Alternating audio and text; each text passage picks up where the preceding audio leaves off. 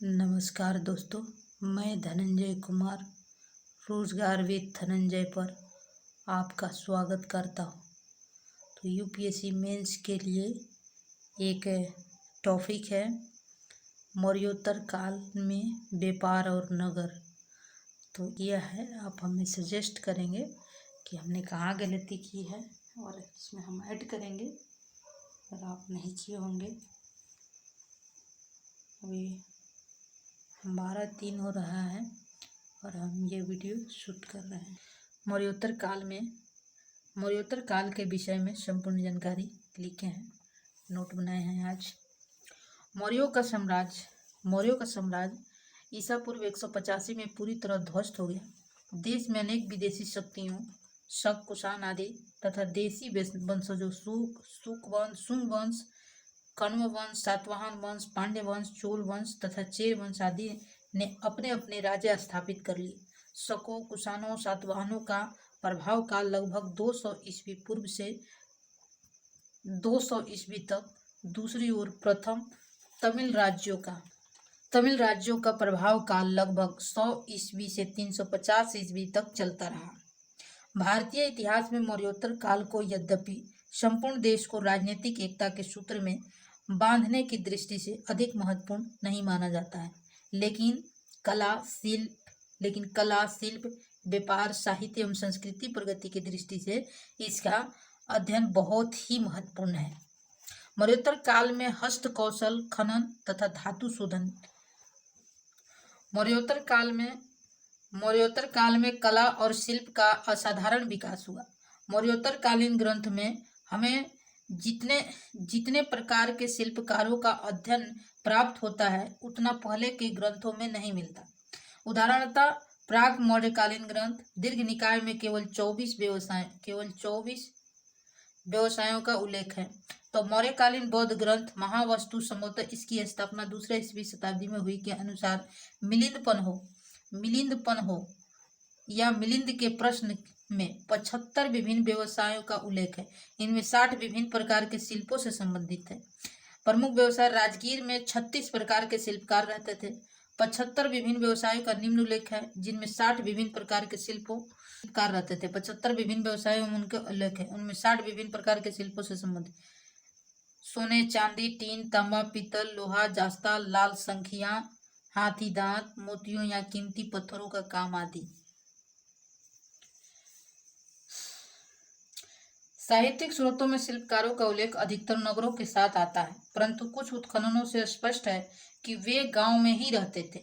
लेकिन तेलंगाना स्थित करीमनगर के एक गांव में बढ़ई, सुनार, लुहार, कुम्हार इत्यादि अलग अलग टोलों में रहते थे तथा खेतिहर तथा अन्य कुम्हार इत्यादि अलग अलग टोलों में रहते थे। मजदूरों गांव के अन्य छोर पर रहते थे। विभिन्न धातुओं के उल्लेख से पता चलता है कि उस समय देश में खनन एवं धातु उद्योग में बहुत प्रगति कर ली थी। विभिन्न हस्त कौशल एवं शिल्पकारों के विवरण से यह भी स्पष्ट होता है कि लोगों ने देश में उद्योगों के विकास के लिए विशिष्टीकरण को अपनाया और उसे प्रोत्साहन भी दिए, जिससे औद्योगिक तकनीकी कौशल की बहुत प्रगति हुई। इस काल में लोहे से संबंधित काम के तकनीकी ज्ञान से भी देश में बहुत प्रगति की। उत्खनन में विभिन्न स्थानों पर कुषाण तथा सातवाहन काल से संबंधित कलात्मक वस्तुएं प्राप्त हुई है।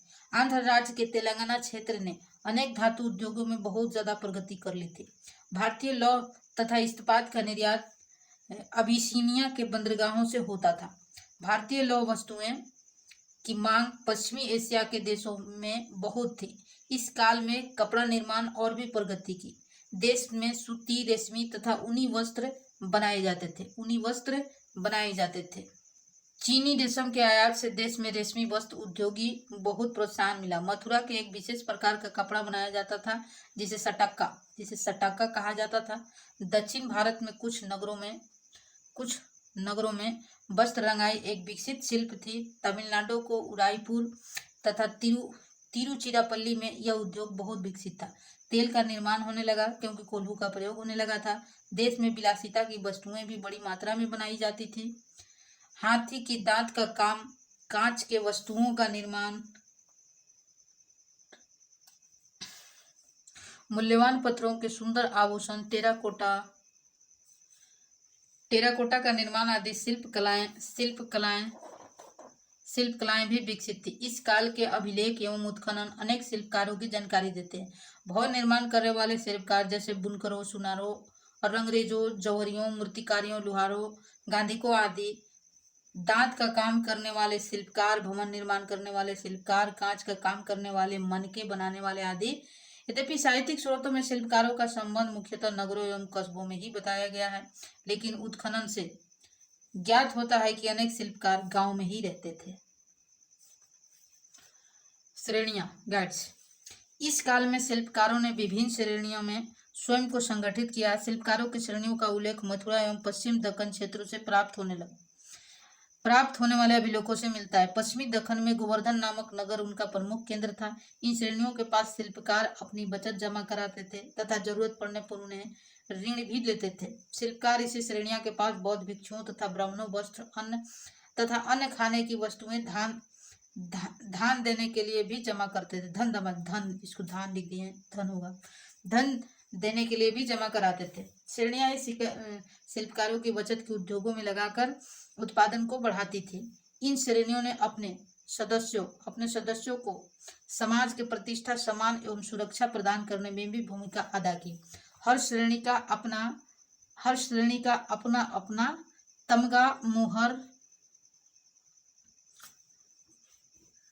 तमगा, मुहर एवं पताका होती थी। विभिन्न साहित्यिक स्रोतों के आधार पर कहा जा सकता है कि उस समय कम से कम दस्तकारों को 24 शिल्प श्रेणियां थी।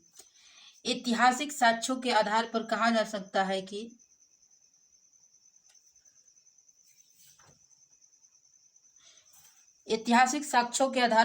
सकता है कि श्रेणियां की प्रतिष्ठा बहुत अच्छी थी तथा लोग उनकी ईमानदारी पर विश्वास करते थे। साक्ष्यों के आधार पर कहा जा सकता है कि दूसरी शताब्दी ईस्वी में महाराष्ट्र स्थित बौद्ध धर्म के साधारण अनुयायी भिक्षुओं के वस्त्र तथा अन्य आवश्यक वस्तुएं देने के लिए कुम्हारों एवं तेलियों एवं बुनकरों के पास धन जमा करते थे। उसी शताब्दी में एक प्रधान ने मथुरा के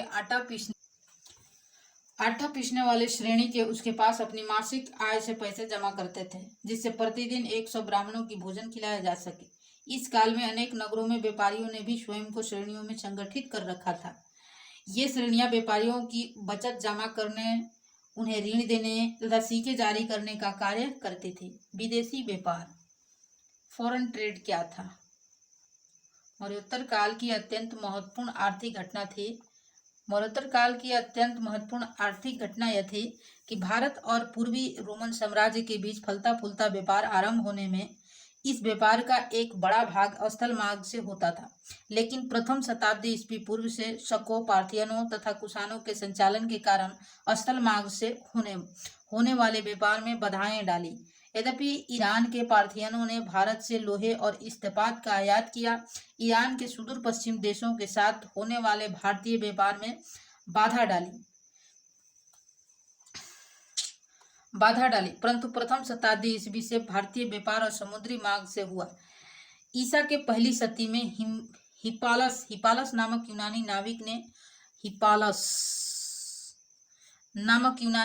नाविक ने अरब सागर में चलने वाली मानसून पवनों की जानकारी दी, जिससे अरब सागर से यात्राएं की जा सकती थी और इस प्रकार भारत एवं पश्चिमी एशिया के बंदरगाहों के मध्य अंतर कम हो गया।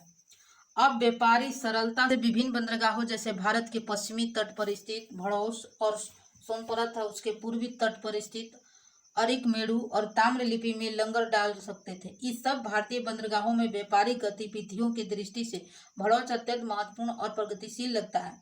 वहां न केवल सातवाहन राज्य में उत्पन्न वस्तुएं बल्कि शक तथा कुषाण राज्यों में उत्पन्न वस्तुएं भी लगाई जाती थी। शक तथा कुषाण राज्यों के व्यापारी उत्तर पश्चिमी सीमा से पश्चिम समुद्र तट तक आने के लिए दो भागों में उपयोग करते थे। वे दोनों मार्ग तक्षशिला से आकर मिल जाते थे और मध्य एशिया से होकर गुजरने वाले रेशम मार्ग सिल्क रूट से जुड़े हुए थे। प्रथम व्यापारिक मार्ग सीधे उत्तर से दक्षिण तक्षशिला को निचली सिंधु घाटी से जोड़ता हुआ भड़ौच जाता था। द्वितीय व्यापारिक मार्ग उत्तरार्ध कहलाता था, उसकी अपेक्षाकृत ज्यादा उपयोग होता था।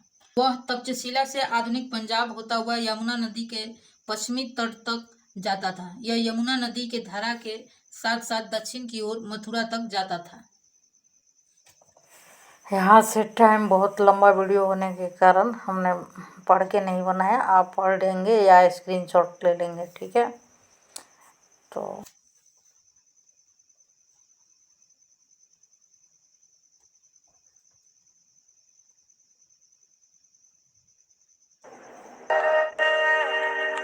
तेरी शान में सदके कोई धन है क्या, तेरी धूल से बढ़ के, तेरी धूप से रोशन, तेरी हवा में जिंदा तू मांगे मेरा, मैं है अर्ज़ी दीवाने की, जहाँ और सुहानी देखी, एक रोज वही मेरी शाम हो, कभी याद करे जो जमाना, माटी पे मर मिट जाना, जिक्र में शामिल तेरा नाम हो, ओ देश मेरे तेरी शान पे सदके कोई धन है क्या, तेरी धूल से बढ़ के, तेरी धूप से रोशन,